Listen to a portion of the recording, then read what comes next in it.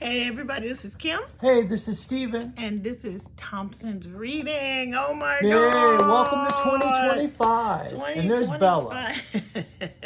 We're trying to keep her occupied, but guys, I'm sure she's going to make several appearances before we get this done, but we're going to try to get through it. Welcome. Happy New Year. We have been gone for a long time, but we have finally been able to make some time to get this thing going.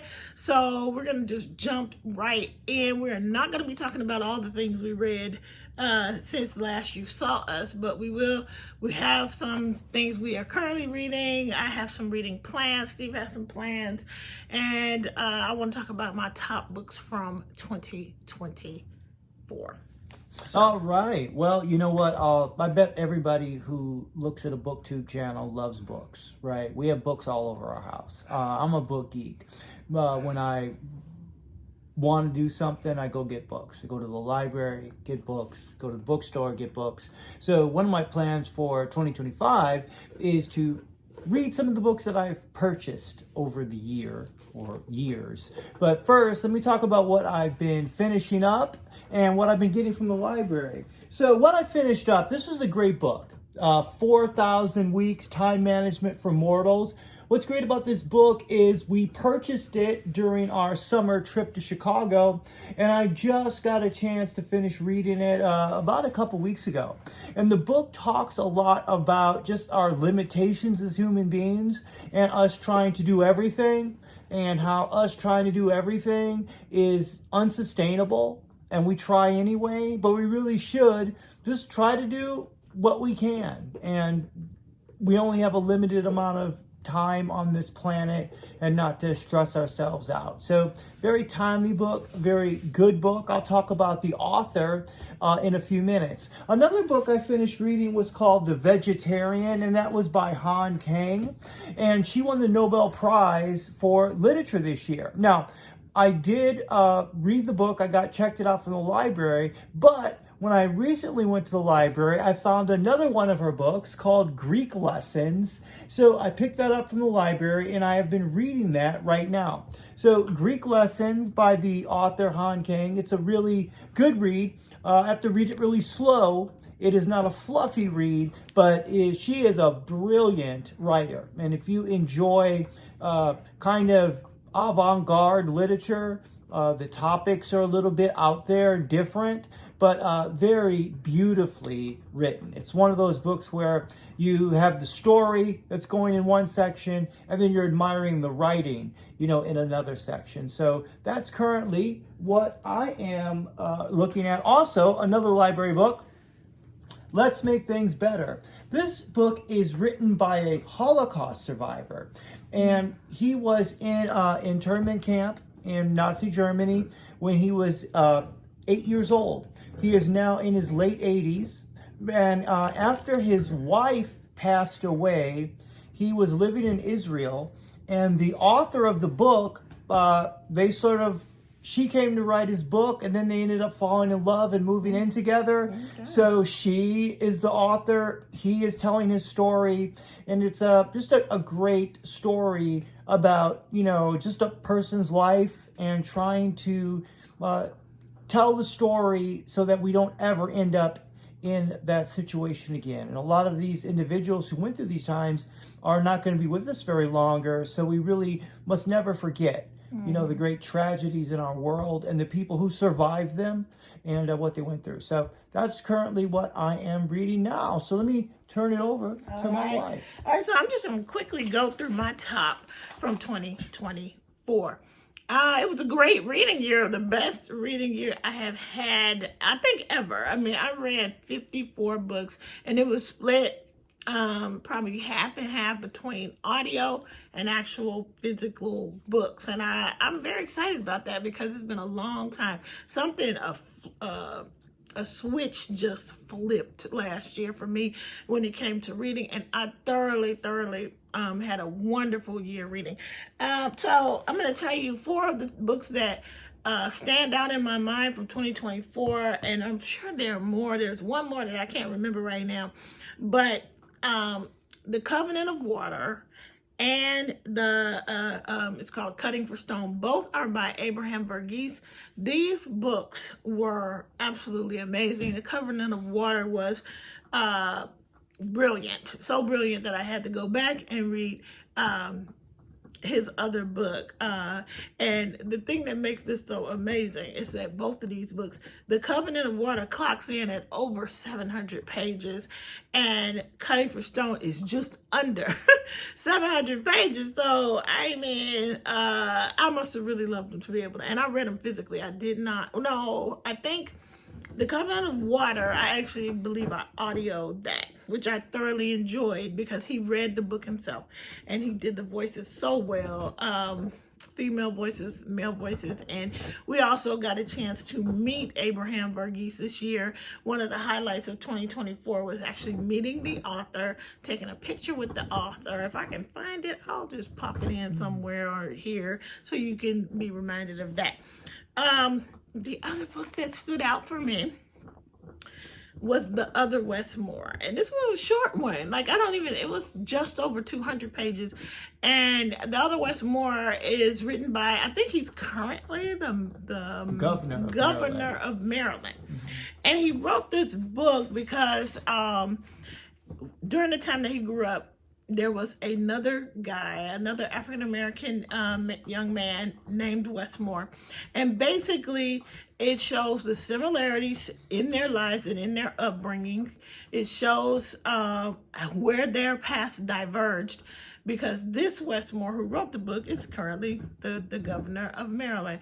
The other Westmore is still serving a sentence in prison. So, very, very, very good. I don't even know what you call it. Just the examination of nature versus nurture. What happens when you have people in your life advocating for you? What happens when you don't? Very, very. I have told everybody about that book, and I really think it's a book that should be read by just about everybody. The other book that I really enjoyed was called Just for the Summer by Abby Jimenez. It was a romance, but it was a romance with a whole lot going on, and I just love how the author it wasn't just fluff. Both the male and female lead both have intense things going on in their lives, real issues going on in their lives, and things that you can relate to. And it wasn't all just hunky-dory. It wasn't an easy relationship. It didn't just come together, but they kind of meet because they both have this curse. Whoever he dates, he wrote about it on Reddit, that whoever he dates, they go on when he breaks up with them to meet the love of their life.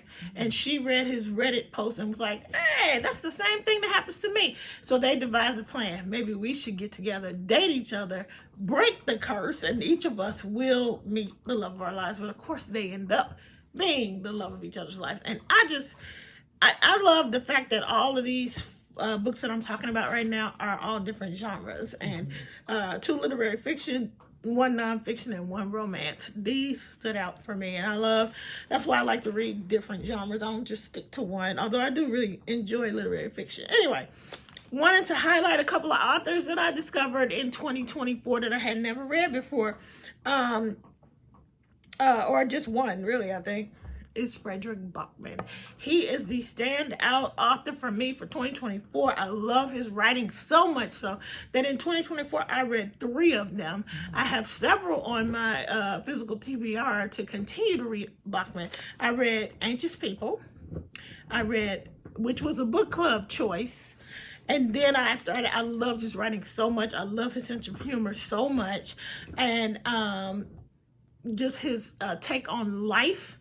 And so I went on to read Britt Marie Was Here and A Man Called Of. And so anyway, those are the highlights for me for 2024. I'll toss it back to you. Alrighty, so back to current reading. So I talked a little bit about 4,000 Weeks, Oliver Burkeman. So I recently had a birthday on January 5th, and one of my coworkers, the other director at my school, she gave me this book, Meditation for Mortals, 4 weeks to embrace your limitation and make time for what counts. The same author as 4,000 Weeks. And he wrote this book after 4,000 Weeks.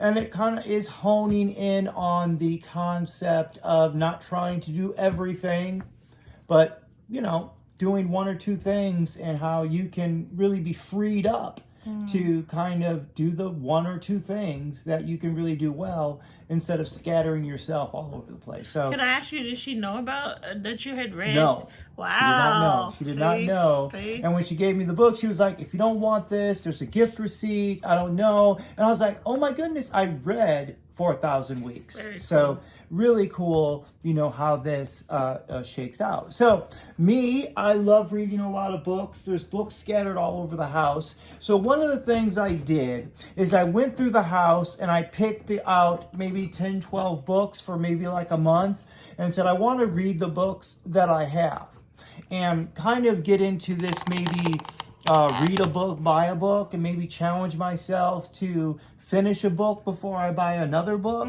and then kind of do that. So I have this bag. There's Bella. So I thought this bag was beautiful, Christmas bag with Snoopy on it. I put the books in there. I'm going to have Kim pull, because I know how I put the books in there, and I don't want to like biasly choose a book based upon how I know what they feel like. So I want her to pull a book for me. I'm going to close my eyes. She can hand me the book. Wait. I'm picking it. And then what you going to do with it? This is going to be your next read? Yes, this is the book I'm going to focus on for the month. So let's see what she pulls. All right. So she pulled the Upstairs Delicatessen on eating, reading, about eating, and eating while reading. Now, I remember specifically buying this book at Village Well. I think it was maybe after Thanksgiving, around that time. I went to Village Well, which is a local bookstore, and I picked up that book because I know it was written by a newspaper man who goes out and experiences eating. So this is one of my purchases, and I remember buying it. So I'm looking forward to reading it. Hopefully I will finish it, and then our next show, we can talk about it. Okay, so when you were reading the title, I thought you were like possibly stumbling over it, but it really does say all this. It says The Upstairs Delicatessen on eating, reading about eating, and eating while reading. Long title. That sounds very interesting. And when you're by yourself, I can't eat without reading. Me neither. Like, I just can't. Okay, did you used to read the cereal box? Because I did. Yes. Yes, you just read everything. Read the cereal box when you were a kid. Just, you had to have something. So, Newspaper, book, and now with your phones, it's just like, oh, we always have something. So there we go. All right. All right. So let me end out by talking about my reading plans. Basically, what I'm going to try and do, I don't know if I'm going to put down a Goodreads goal, and if I do, it's going to be low. I think I'm going to do 2 books a month. And so that means 24 books this year. But I think I'm going to read beyond that. But I really want to challenge myself to read. I see a lot of booktubers doing this one, 25 in 25. So what they usually do is people did 24 and 24 last year, so you get it. So 25 and 25 is you pick 25 books that you want to read this year. I am not going to pick specific books. I'm just going to say 25 books off of my physical TBR, because what I want to do is get rid of them, and I want to read them and move on and donate. I'm not a collector of books. I don't need to keep them. I'm not going to usually reread them. And so that's one of my plans. I plan to do a very simple reading journal this year, which as I work that up, I will let you guys know about that. But I also wanted to, do you have anything else? No. Okay, so I'm going to tell you what I finished so far this year, which last year I started the year off reading nonfiction. My first 3 books of the year in 2024 were nonfiction. So I thought that was a really great way to start the year, and so I did it. I'm doing it again. I have picked 3 books that I'm currently reading, actually, all current, or not, two, one of which I have finished. The first one is by Priscilla Shire, and it is called God is Able. And this book was fantastic. This book, it was a quick read, but it was quick because everything she wrote resonated with me. And it's really, really all about really understanding that he's not limited. He's not even limited by our own imagination. And so this was such a great thing to start off the year with, and putting my heart and my mind and my spirit pointing in a really good direction. So I have thoroughly enjoyed it. I highly recommend this book. I plan to share it with whoever wants to read it next. But yeah, that is what I'm reading currently. And I'm reading a memoir. And I'm also reading another book that's on everybody's radar right now. We'll talk about that the next time. I just wanted to show you what I am, that I finished so far this year. So I think that's everything. Yeah, so just closing out, Kim and I both live in the Los Angeles area. We are safe, but we do know, because of the area we live in, a lot of people who were impacted by the recent fires. The school I work at, there were multiple coworkers who lost their homes near the school district that's really been impacted. So in both directions, both the Eaton fire and the Palisades fire, we know people, and we just continue to pray for people. There are so many ways to give, and we pray and hope that more people will continue to choose compassion and to rebuild and helping people. This will go on for a long time. The fires will go out, the news cycle will move on, but the pain and grief that people are suffering as they try to put their lives back together and the cleanup and the rebuild are going to take a very long time. So people are going to need help for a very long time. So we pray and continue to pray for the support for those impacted by disasters across our country. There were still people who were impacted by hurricanes and floods and a lot of different things. So our prayers go out to everyone, and we just pray that we all can be compassionate throughout this time. Thank you. All right, guys. Thank you so much. We'll see you guys in the next video. We hope we'll plan to really be back more regular as we get our footing. We have a lot going on. We'll talk more about that another time. But yeah, for now, I'm Kim. I'm Steven. And we'll see you next time. Bye. Bye. Keep reading. Keep reading.